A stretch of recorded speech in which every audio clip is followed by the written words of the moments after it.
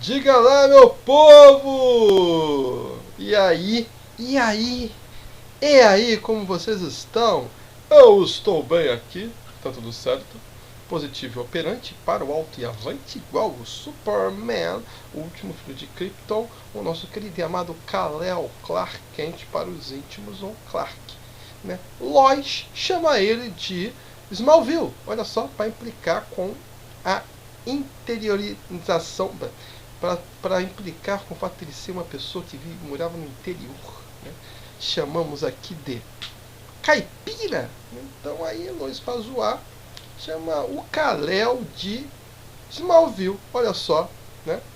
E por que eu estou falando disso? O que isso tem a ver com a matéria? Não tem nada a ver com o que a gente vai abordar hoje, né? Só para fazer vocês pensarem. Mas quem sabe um dia eu consiga fazer aí algumas aulas de história, linkando alguns personagens, quem sabe de ficção, né? Para a gente poder ter uma outra visão sobre a historiografia, né?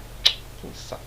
E meu perfil é melhor assim, meu perfil é melhor assim, como vocês acham? Eu acho que não tem perfil melhor de jeito nenhum, que a pessoa é meio mal acabada, né? Mas vamos lá, vamos começar aqui falar, dar uma continuidade nesse assunto, que é a ditadura militar no Brasil, parte 2, certo? Então eu ia fazer uma referência a um filme de uma trilogia dos anos 80/90, mas como a maioria aqui não era nem nascido, então é melhor poupá-los disso e vamos que vamos, certo? Vamos lá. Ditadura militar no Brasil, parte 2, né? Aqui quem vos fala é o professor Alexandre Paiva, certo? E vamos falar sobre história do Brasil.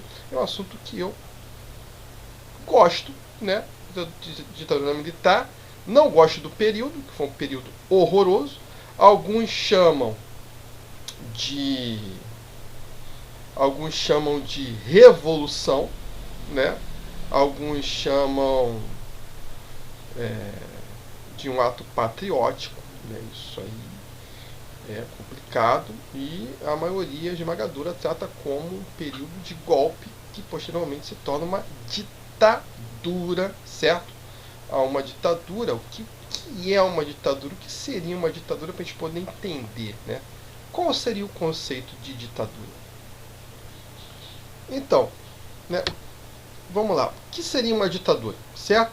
A ditadura seria um governo autoritário exercido por um grupo de pessoas com supremacia do poder executivo, em que se suprimem ou se restringem as liberdades e os direitos individuais, certo? Né? E isso seria uma ditadura, né? Onde tem um pequeno grupo de supremacia no poder, e esse grupo ele suprime ou restringe os direitos individuais. Ou seja, numa ditadura você não tem possibilidade legal de criticar o governo, né? Então tem muita gente que fala que o Brasil viveu, né? Que o Brasil viveu há poucos anos atrás uma ditadura de esquerda, cara. Numa ditadura, como acontece, por exemplo, pegar aqui os nossos vizinhos, como acontece na Venezuela, né? Que se diz uma ditadura de esquerda, né? Que se diz um governo de esquerda, quando na realidade é uma ditadura e ponto, né? A ditadura, depois que se instala, né?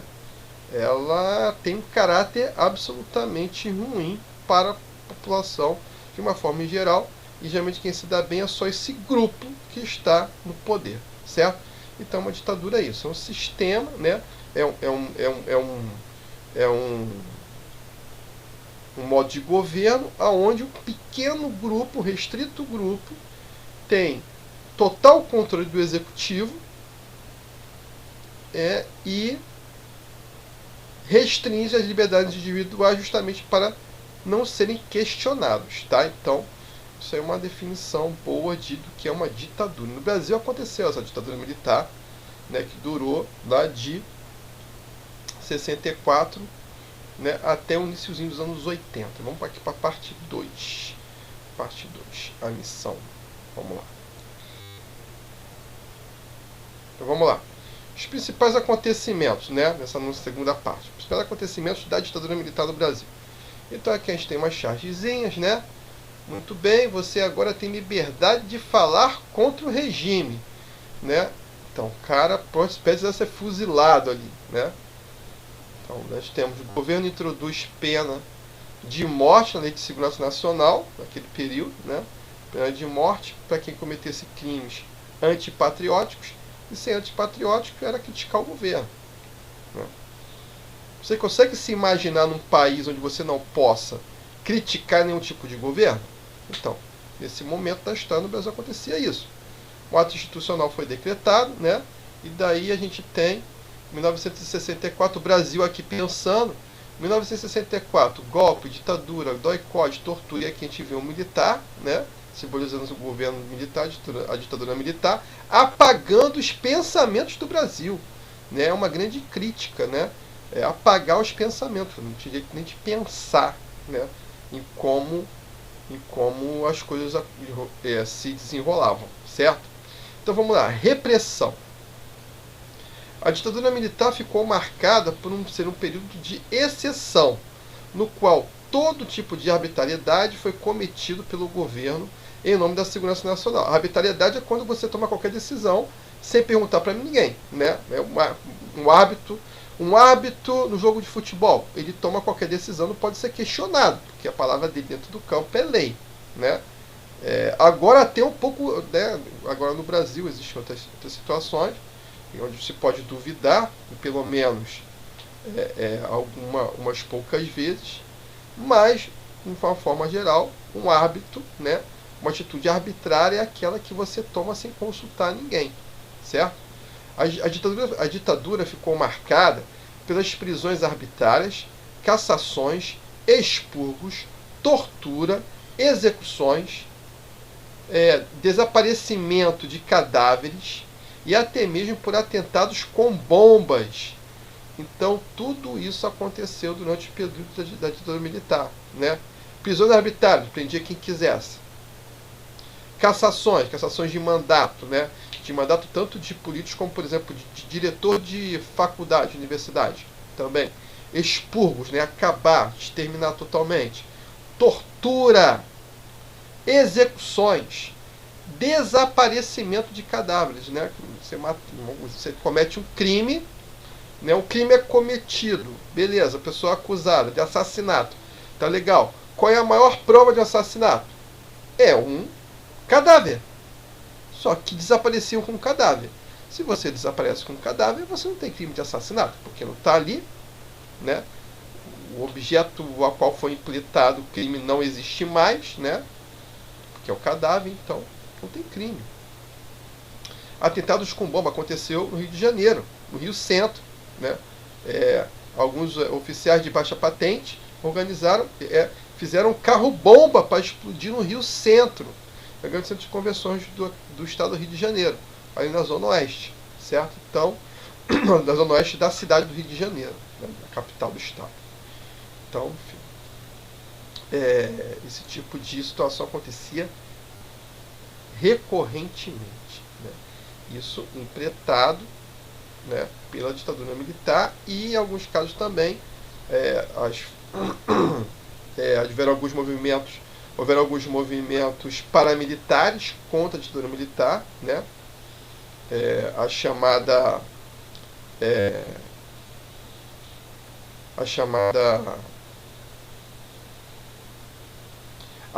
resistência armada, tá? Então vamos lá. O aparato de repressão da ditadura deu-se por meio de diversos mecanismos, né? O primeiro mecanismo foram os atos institucionais. O suporte jurídico, ou seja, tinha força de lei, que possibilitava aos militares perseguir e aprisionar todos os que eram considerados opositores do regime.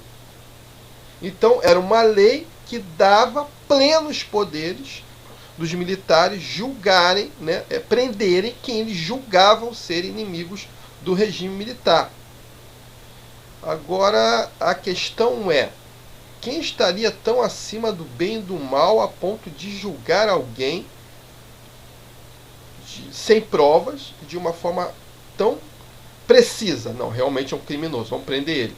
Sem passar por um julgamento, sem ter direito a advogado, nada disso. Exemplificando, o AI-1, Ato Institucional número 1, permitiu à ditadura aprisionar pessoas indiscriminadamente, qualquer um, em locais como navios e estádios de futebol, e a expurgar pessoas do serviço público, né? A pessoa não mais pode fazer, não pode mais exercer nenhum cargo público, certo? Por meio do AI-1, 4.841 pessoas perderam seus direitos políticos, se candidatar a vagas, né, do legislativo, do executivo. 1.313 militares foram colocados na reserva. Militares esses que não concordavam com o regime militar. Ou seja, não era a totalidade dos militares das Forças Armadas que concordavam com o regime militar. Quem não concordava foi colocado na reserva, para não exercer nenhum cargo de comando dentro das Forças Armadas. Com medo, e por que o governo militar fazia isso? Com medo de um motim dessas pessoas se amotinarem contra o governo militar. Além disso, dezenas de juízes foram expurgados, foram expulsos, juízes que não concordavam, e 41 deputados tiveram seus mandatos cassados. Não podia mais ser deputado. Sindicatos como a Liga Camponesa e instituições estudantis como a UNE também sofreram com a repressão governamental.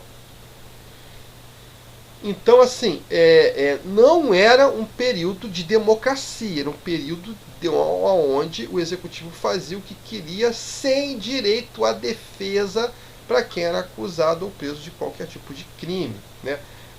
Instituição estudantil, a UNE, é a União Nacional dos Estudantes, sofreu perseguições, né? Sofreu a repressão, né? A Liga Camponesa, que eram os trabalhadores do campo que se organizavam para exigir os seus direitos, também foram perseguidos e reprimidos. Ou seja, quem lutava contra os direitos, né, quem criticava o governo militar, automaticamente se tornava um criminoso aos olhos desses atos institucionais, que tinham força de lei. Certo? Então, preto no branco, né, no rigor da lei, realmente, quem falasse contra o governo militar, quem falasse contra o governo, era criminoso. Então, muita gente era fichado como criminoso, como incitador. Mas, se fosse atualmente, né, qualquer um de nós, que em qualquer momento, que fosse lá no Twitter, que fosse em qualquer rede social, no Facebook, no Instagram, e malhasse, né, e criticasse alguma pessoa que faz parte do Poder Executivo, ou do Poder Legislativo, ou do Poder Judiciário, se fosse no período da ditadura militar, essa pessoa que fez a crítica seria um criminoso. Né? E aí, independente de que tipo de governo, né? De que tendência ideológica do governo. Era crime. Ponto final.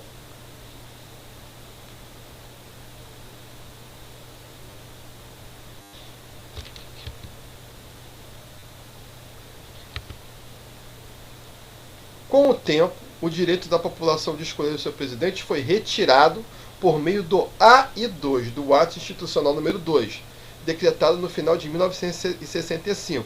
E o AI-3, o Ato Institucional número 3, estabeleceu um sistema bipartidário no Brasil. Os dois partidos que existiam eram. Então a gente não tem mais o pluripartidarismo. Só vão ter 2 partidos políticos no Brasil. Acaba a pluralidade partidária para ser um sistema de bipartidário, somente 2 partidos. Que partidos eram esses?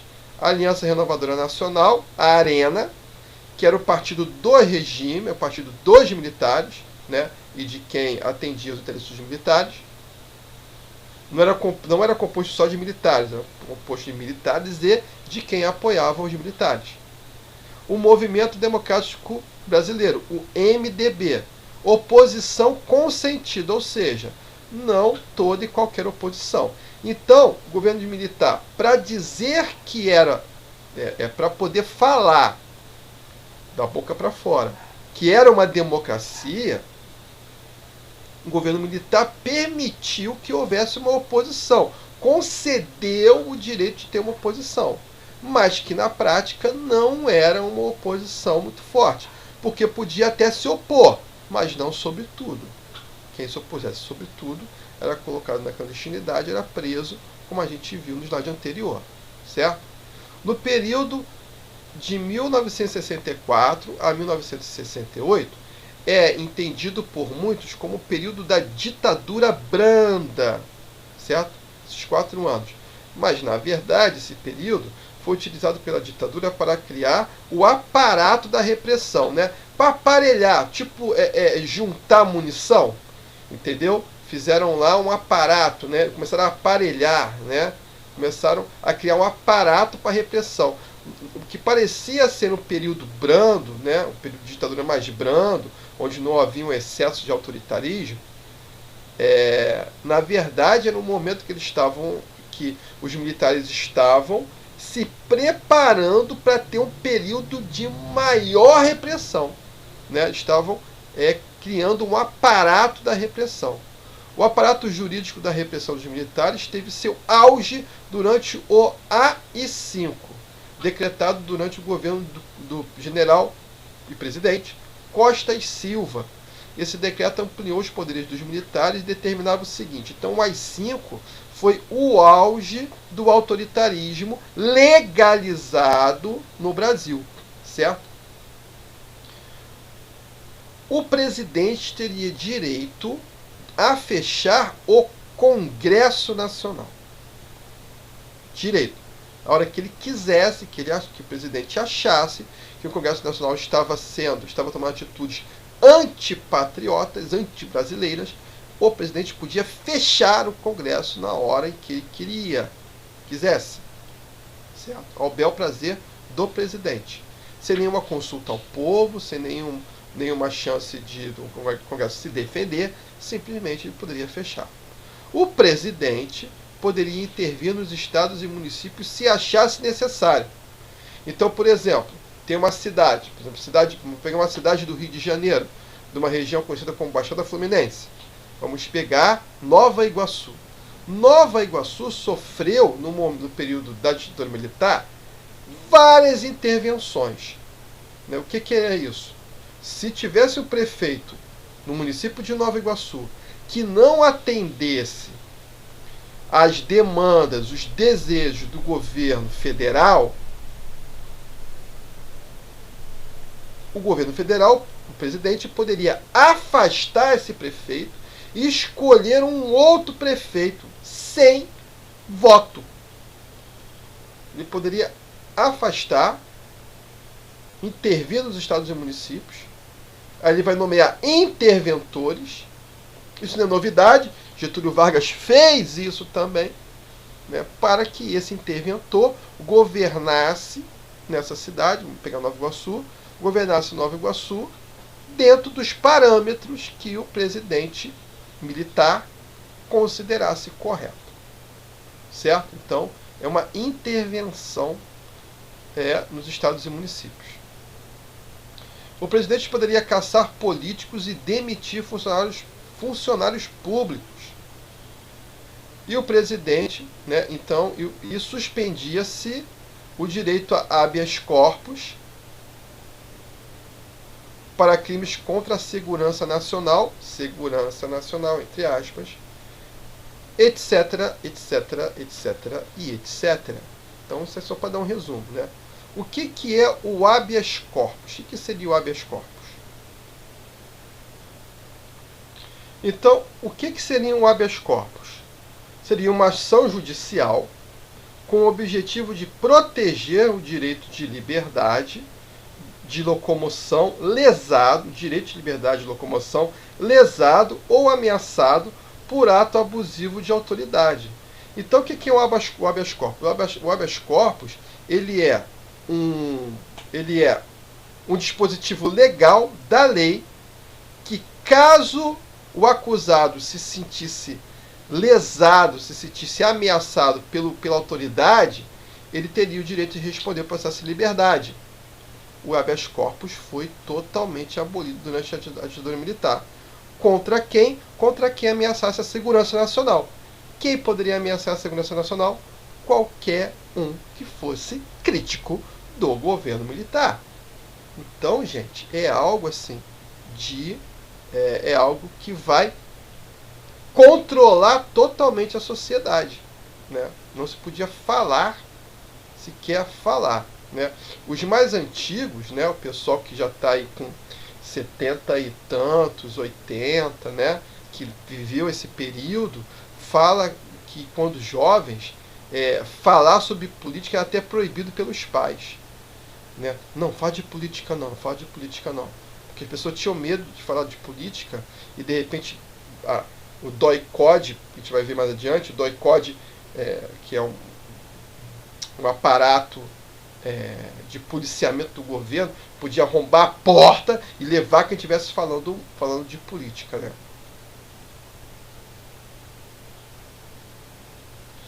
Vamos lá.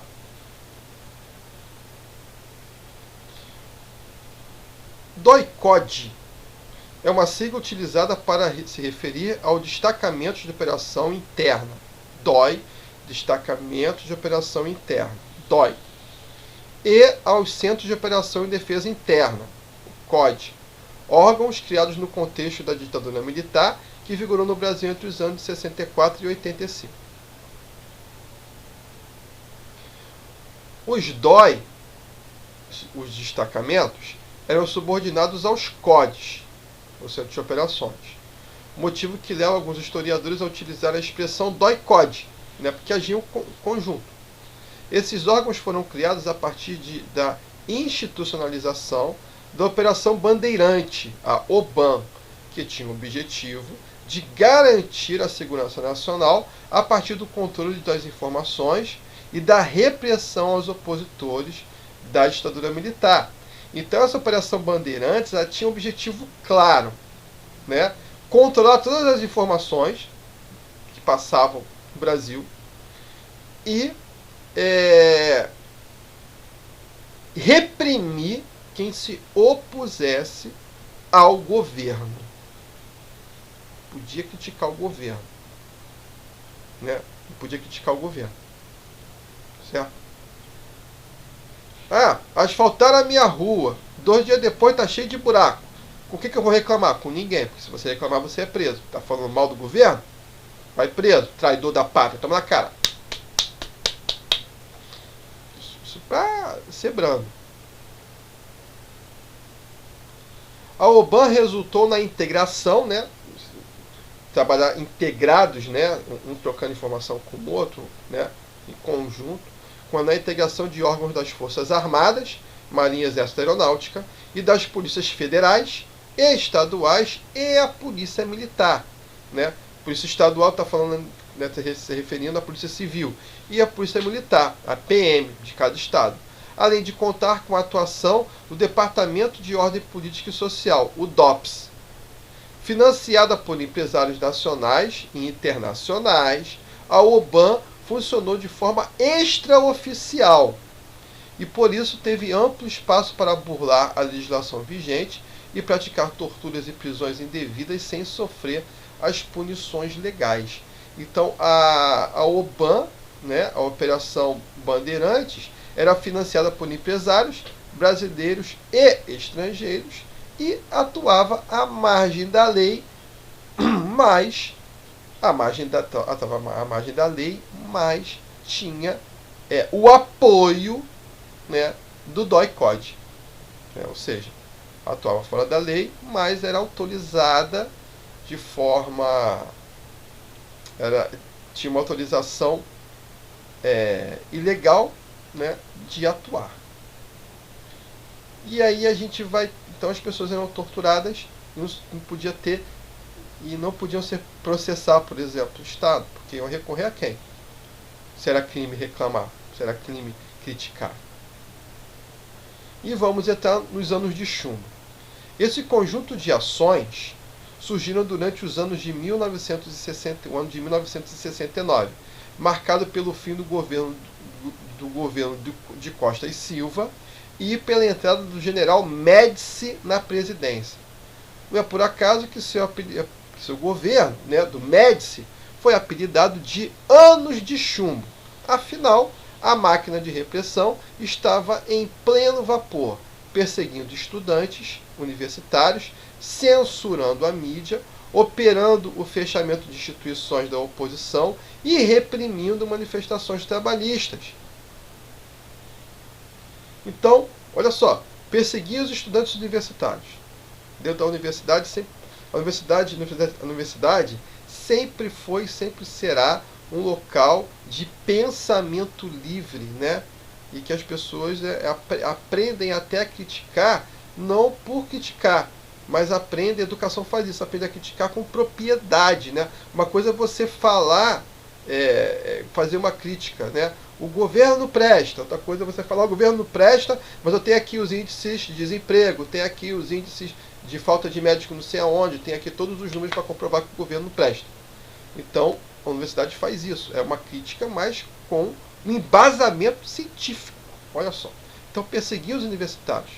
Censura a mídia, né? A mídia era censurada, né? Tudo que... todas as reportagens que saíam em qualquer tipo de mídia, jornal da época, né? Jornal impresso, rádio, TV ainda não tanto, mas sim, TV, né? TV também.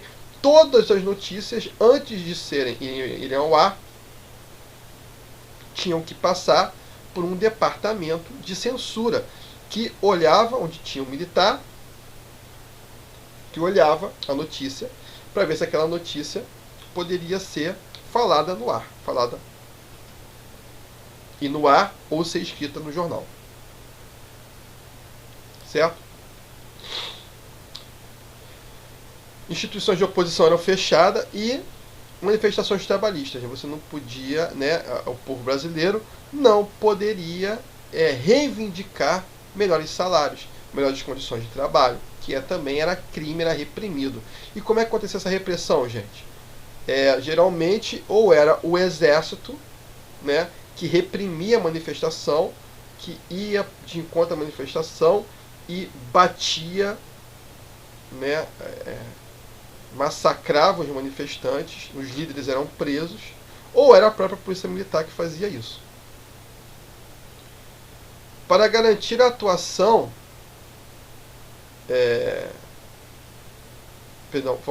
para coibir as ações de oposição, sejam de cunho ideológico, né, no campo dos pensamentos, ou pela via armada, né, que também houve a resistência armada no Brasil, certo?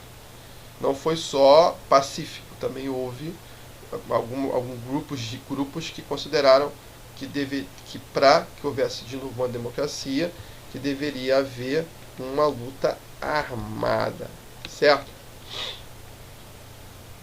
Retomar a democracia por meios violentos. Para garantir a ampla atuação, esses órgãos foram criados nas principais cidades dos estados brasileiros e também foram utilizados como centros de tortura e aprisionamento ilegal. Aqueles que pudessem fornecer informações que contribuísse para o combate ao comunismo no Brasil. No caso, no Brasil.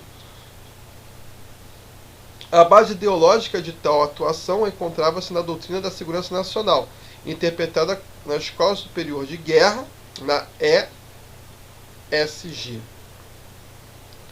mas com base norte-americana do Natural War College. Então existia, né, essa base ideológica, onde quem estudava na Escola Superior de Guerra, que a Escola Superior de Guerra tinha como base todas as doutrinas anticomunistas do National War College, copiando os norte-americanos, né? E Enfim, e qual era a base? Né? Era centros de tortura e aprisionamento. Né? E tinha todo. E quem era o inimigo era o comunismo. Temos que pensar que um momento de Guerra Fria. Então, se você tem um país como é o Brasil, com grande influência norte-americana, não podemos esquecer que um dos maiores financiadores do golpe militar foram os norte-americanos através da CIA, financiadores, né? E eu não lembro se eu falei na aula anterior, mas vale a pena falar aqui. No momento em que o golpe estava sendo feito, estava sendo implantado em Brasília, capital do Brasil, caso esse golpe não desse certo pelas vias legais, né, já estava combinado, já havia sido combinado com os militares que iriam dar um golpe, de que iria ser permitida a invasão do Brasil pelos Estados Unidos. Havia um porta-aviões navegando nos limites do mar territorial brasileiro, que se caso o golpe civil-militar não desse certo, caso o afastamento do Jango não desse certo, esse navio de guerra americano poderia entrar em águas territoriais brasileiras e invadir o Brasil. Já estava tudo planejado. Primeiro eles iam atacar o Espírito Santo, né? Para depois atacar o Rio de Janeiro. Está tudo planejado. Pois é. Pois é. Isso aí. Foi muito sério, muito sério, muito sério. A tortura, né? A tortura foi um instrumento mais utilizado pela ditadura militar no Brasil para obter informações de que era considerado inimigo do Estado, certo? A tortura foi um dos mecanismos de repressão e do autoritarismo da ditadura militar. A tortura era realizada principalmente contra opositores do regime, pessoas que na ótica dos militares eram vistas como subversivas, ou seja, subvertiam a ordem, né? Subverter, né? Contra a ordem estabelecida. A tortura realizada por agentes do governo não se deu apenas contra as pessoas envolvidas na luta contra a ditadura, mas também contra pessoas sem ligação direta, como aconteceu com milhares de indígenas e com Carlos Alexandre Azevedo, que, pasme, com 1 ano e 8 meses, foi vítima de tortura por agentes da ditadura. É isso aí que vocês viram, que vocês estão vendo. Milhares de indígenas sofreram tortura, mesmo sem ter uma ação direta, com nenhum tipo de movimento que é contra a ditadura. E é isso aí, uma criança, um bebê, praticamente de 1 ano e 8 meses, foi torturado pelos agentes do DOI-COD. O que uma criança ia falar? O que um bebê de 1 ano e 8 meses ia falar? Quem queria entregar? Na verdade, a criança foi usada para que os pais falassem, né? Entregassem os seus companheiros de luta.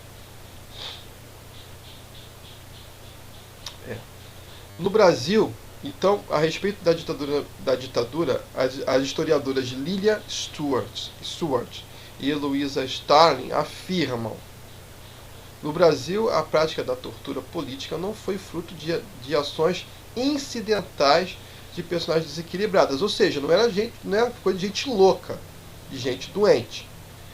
E nessa constatação reside o escândalo e a dor. Era uma máquina de matar, concebida para obedecer a uma lógica de combate, acabar com o inimigo antes que ele adquirisse capacidade de luta. Então, um bebê de 1 ano e 8 meses era visto como um inimigo potencial que tinha que ser neutralizado antes que ele crescesse para pegar um estilingue com 10 anos e combater a ditadura. Aqui a gente tem um exemplo de uma das torturas, que era o pau de arara. A pessoa era presa assim durante horas, né? e apanhava muito. E aqui é uma manifestação pedindo fim das prisões, torturas e assassinatos impetrados pela ditadura militar. As formas de tortura realizadas foram inúmeras e os métodos de tortura utilizados pelos agentes do exército e do governo foram ensinados pelo exército francês. Dentre as formas de tortura que pode ser destacada, né, a gente pode falar das seguintes. O pau de arara, como a gente viu no slide anterior. Método no qual a pessoa era pendurada em uma barra de ferro que passava entre os punhos amarrados e as dobras do joelho. A vítima presa no pau de arara era colocada sob outros métodos de tortura, como o uso de choques elétricos. Geralmente eles pegavam uma bateria de carro ou de caminhão, ligavam fios e davam choque nas pessoas, de preferencialmente na cabeça e nos genitais. Choques elétricos eram dados por meio de fios que eram ligados ao corpo da pessoa. Os locais mais atingidos durante as sessões de choque eram as partes íntimas, mas outras partes do corpo também eram submetidas aos choques elétricos. Ponta da língua, por exemplo. A geladeira. A vítima, totalmente nua, era colocada em uma sala com a temperatura baixíssima e lá era emitido um som estridente. Então a pessoa era mantida numa sala, né, como se fosse um freezer, durante horas, nua, e um som estridente, um alto-falante, era a tortura da geladeira. A palmatória. A vítima era submetida à tortura por meio do uso de palmatória em locais como as nádegas. A palmatória era usada até deixar a região em carne viva. O uso de animais. Muitas vítimas eram colocadas em recintos, junto de animais selvagens e perigosos como cobras. O afogamento. A pessoa do pau de arara é submetida a sessões de afogamento por meio de introdução de água na boca e nas narinas. As sessões de afogamento poderiam ser intercaladas com as sessões de choque elétrico. Então aqui a gente tem um exemplo, aqui foi um desfile que aconteceu na época da ditadura militar, onde estava sendo exibido um desfile no meio da rua. Um prisioneiro no pau de arara com 2 policiais militares carregando. Aqui é uma exemplificação do choque elétrico. Aqui a gente tem a geladeira, a palmatória e o afogamento no balde. Essas eram algumas das torturas que eram, algumas das torturas que eram utilizadas durante o período da ditadura militar para que essas pessoas entregassem os seus supostos companheiros de luta. Além dos métodos de tortura, alguns casos de pessoas torturadas são dignos de menção. Carlos Alexandre Azevedo, que é esse rapaz aqui. Como citado anteriormente, Carlos Alexandre tinha apenas 1 ano e 8 meses quando foi preso e encaminhado ao Departamento Estadual de Ordem Pública Social, o DEOPS, lugar no qual foi torturado na frente dos seus pais, com 1 ano e 8 meses, em janeiro de 1974. Na ocasião, Carlos teve um dente quebrado e levou choques elétricos. Cresceu com problemas psicológicos e fobia social e em 2013 cometeu suicídio por não aguentar mais viver sobre essa sombra, o medo de ser torturado de novo. Mas ele se lembrava, professor, sim. A tortura deixava marcas violentíssimas. Inês Etienne Romeu. Inês tinha 29 anos quando a sua prisão aconteceu em 1971. Inês sofreu torturas físicas e psicológicas, foi obrigada a ficar nua na frente de torturadores e também foi estuprada. É essa aqui que é a Inês Etienne Romeu. Maria Auxiliadora Lara Barcelos. Maria Auxiliadora Lara Barcelos foi presa em 1970, quando tinha 25 anos. Sofreu tortura com palmatórios, choques elétricos nos seios e na vagina. Seus torturadores estupraram-na por meio de simulação de atos sexuais e carícias indevidas feitas em seu corpo.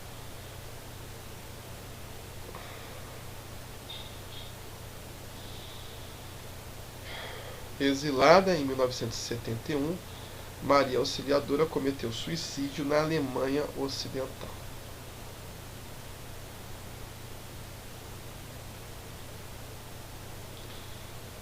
Stuart Angel foi preso em 1971 com 25 anos. Foi torturado e amarrado pela boca no cano do escapamento de um jipe, então arrastado pela base aérea do Galeão. Stuart Angel foi morto e seu corpo nunca foi encontrado. A mãe de Stuart, Zuzu Angel, denunciou abertamente o desaparecimento de seu filho na época e acabou morrendo em um acidente de carro que aconteceu em 1976 e nunca foi devidamente esclarecido. Zuzu Angel foi um caso muito emblemático porque o Stuart, a Zuzu Angel era uma costureira da alta sociedade. E aqui a gente tem um filme, né? Aqui eu coloquei para vocês um filme com a Patrícia Pilar, um protagonista, fazendo a Zuzu, que é um filme biográfico, né? Conta a história dela a partir do desaparecimento do filho, a luta dela por buscar informações dentro do período da ditadura e o seu acidente, que até hoje está mal explicado como é que esse acidente pode acontecer daquele jeito. Rubens Paiva iniciou sua vida política no movimento estudantil, cursou engenharia na Universidade Mackenzie, em São Paulo, e foi presidente do Centro Acadêmico e vice-presidente da União Estadual dos Estudantes de São Paulo. Em 1962, foi eleito deputado federal pelo Partido Trabalhista Brasileiro, pelo PTB. Na madrugada, no dia 1º de abril de 1964, fez um discurso convocando os estudantes e sindicalistas a resistir ao golpe militar, em favor do presidente deposto João Goulart. Imediatamente teve seu mandato de deputado cassado. Nessa ocasião, Paiva se exilou na antiga Iugoslávia, hoje Sérvia, e depois na França. Voltou ao Brasil em 1965 e deixou São Paulo rumo ao Rio de Janeiro com sua família. O engenheiro, porém, sempre manteve contato com os exilados, quem estava fora do Brasil. Em 20 de janeiro de 1971, a casa da família Paiva foi invadida por 6 militares e ele foi preso. O episódio é contado por seu filho caçula, o escritor Marcelo Rubens Paiva, no livro Feliz Ano Velho, que também virou filme. Tá? Paiva saiu de sua casa guiando o próprio carro, fato que permitiu à família provar que o ex-deputado havia sido preso, o que era negado pelos órgãos da repressão. Dias após sua prisão, minha irmã foi buscar seu carro no quartel e, na ocasião, recebeu comprovantes com o carimbo do Exército. Eunice, sua esposa, também foi detida juntamente com uma das filhas do casal, Eliana, com 15 anos, solta um dia depois. Eunice foi interrogada, permanecendo incomunicável durante 12 dias. A esposa do Rubens Paiva. Rubens Paiva foi transferido para o DOI-CODE, onde teria sido torturado até a morte. Os órgãos de segurança afirmavam que Paiva foi abordado e sequestrado por desconhecidos 2 dias depois de sua prisão. Em março de 2014, o coronel reformado Paulo Magalhães, em depoimento à Comissão Nacional da Verdade, confirmou que Paiva foi torturado até a morte e depois teve seu corpo jogado em um rio da região serrana do Rio de Janeiro. O coronel Reinaldo Campos contou em declaração ao Ministério Público Federal como foi a montagem pelo Exército da simulação de fuga de Paiva. Em maio de 2014, o Ministério Público Federal do Rio entrou com uma ação contra 5 militares envolvidos no caso. Malhães foi encontrado morto em sua casa em abril, um mês após seu depoimento à Comissão da Verdade. Então, enfim, Rubens Paiva foi torturado, morto, perseguido, torturado e morto, porque foi contra o regime militar. E no ano, já no século XXI, 2014, o coronel reformado Paulo Magalhães, ele, em depoimento, confirmou essa denúncia da tortura e morte perpetrada pelo Estado, do Rubens Paiva, e, coincidentemente, foi encontrado morto na sua casa após o seu depoimento. Esse caso está sendo investigado ainda, no assassinato do Paulo Magalhães. Vladimir Herzog foi jornalista, o Vlado, né? Foi jornalista, professor e cineasta brasileiro. Nasceu em 27 de junho de 1937 na cidade de Ozi. Peraí, gente. Essa é uma pronúncia difícil, porque é uma cidade croata. Vamos lá, cidade de Osijek, na Croácia. Na época, a Croácia era parte da Iugoslávia. E morou na Itália e emigrou para o Brasil com seus pais em 1942, uma criança ainda, né? 5 aninhos. Foi criado em São Paulo e naturalizou-se brasileiro.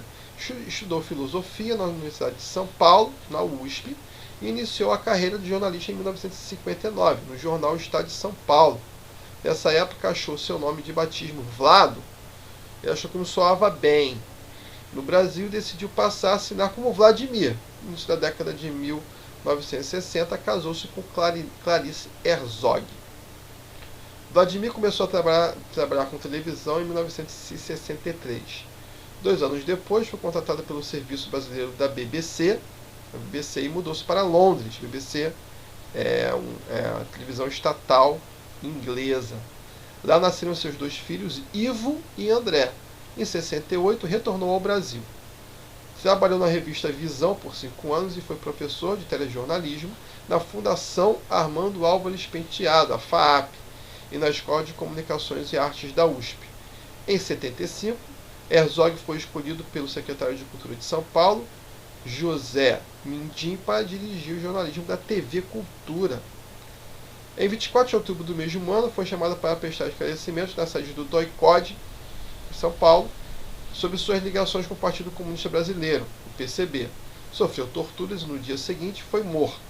A versão oficial da época, apresentada por militares, foi que Vladimir Herzog teria se enforcado com um cinto e divulgaram a foto do suposto enforcamento, que é essa foto aqui.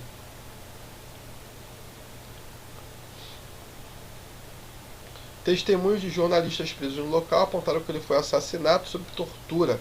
Além disso, em 78, o legista Harry Shibata afirmou ter assinado o laudo necroscópico sem examinar e sequer ver o corpo. O legista assinou, né, a sentença de morte, assinou o atestado de óbito, né, dizendo como tinha acontecido a morte, sem nem ter visto o corpo. Em 78, a justiça brasileira condenou a União pela prisão ilegal, tortura e morte de Vladimir Herzog. Em 96, a Comissão Especial de Desaparecidos Políticos reconheceu oficialmente que ele foi assassinado e concedeu uma indenização à sua família, que não aceitou, por julgar que o Estado brasileiro não deveria encerrar o caso dessa forma. Eles queriam que as investigações continuassem. O atestado de óbito, porém, só foi retificado mais de 15 anos depois. O documento foi entregue pelo Estado para a família em março de 2013. O lugar da anotação que Vladimir morreu devido a uma asfixia mecânica, enforcamento. O documento passou a constar que a morte ocorreu de lesões e maus tratos sofridos durante o interrogatório nas dependências do 2º Exército de São Paulo, né? O DOI-CODE, certo? Então aqui está a figura do Herzog enforcado, tiraram essa foto, né? Como se uma pessoa conseguisse se enforcar com o cinto e simplesmente, com o peso do próprio corpo, né, chegou à morte. Então, qualquer um pode perceber que a possibilidade disso ter acontecido é remota, né? E o caso Herzog, o caso do Vlado, ele foi muito emblemático, porque foi o primeiro caso onde o Estado foi julgado culpado pela morte de um torturado.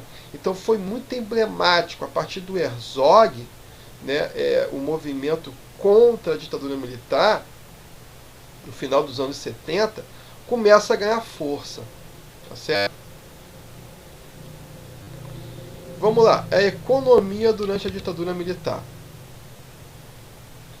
A economia na ditadura teve fases distintas, cada qual com suas peculiaridades.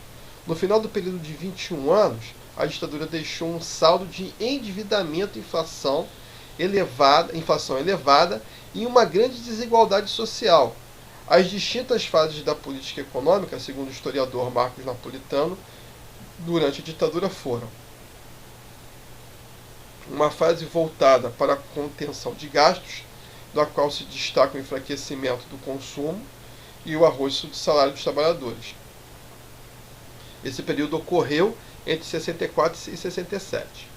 O período do milagre econômico, marcado por expansão do crédito de consumo, pela realização das grandes obras públicas e pelo crescimento econômico notável acelerado, ocorreu entre 68 e 73, né? 5 anos. Continuidade da política de desenvolvimento do período do milagre, mas voltada para a diversificação da matriz energética do país e o desenvolvimento de indústria de base, com forte endividamento do governo, ocorrendo entre 74 e 80. Tentativas de controlar os efeitos da crise, combatendo a inflação e a dívida externa, ocorreu entre 1980 e 1985. Né? Então a gente tem aqui a gente tem um período onde teve o chamado milagre econômico, mas que foi um milagre artificial, que rapidamente, logo após o período de 5 anos, a inflação começou a subir muito, os salários começaram a ser desvalorizados, desemprego em massa, e deu para perceber que esse movimento do milagre econômico foi artificialmente engendrado pela ditadura militar, mas que nos últimos anos da ditadura a inflação disparou, e só conseguiu ser controlada há poucos anos atrás, que o Brasil não tem inflação galopante há cerca de 10, 12 anos. Isso para a história é um soluço, é uma piscadela de ouro. 12 anos não é nada.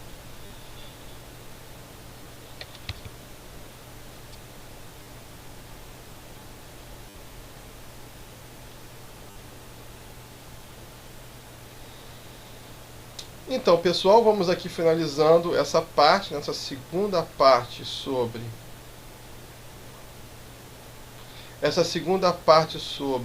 a ditadura militar no Brasil, certo? E a gente vai prosseguir, né, uma terceira parte, né, na próxima aula. É um assunto extenso, complexo, tem que ser muito, tem que ser bem esmiuçado para que não haja dúvidas, tá bom? Então a gente vai esperar a terceira parte sobre ditadura militar no Brasil, beleza? Então, um grande abraço para vocês, certo? Foco, estudem, e a gente se vê numa próxima aula. Fui!